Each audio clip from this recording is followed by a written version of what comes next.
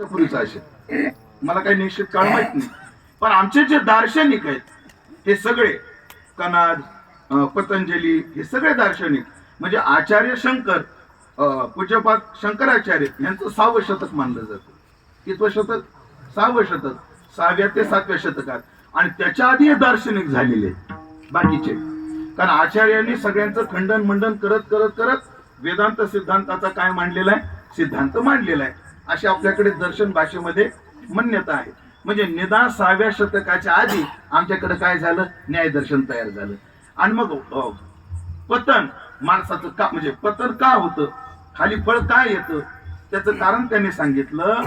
पतनाच्या आद्य पतनाचं असमवायी कारण आहे गुरुत्व.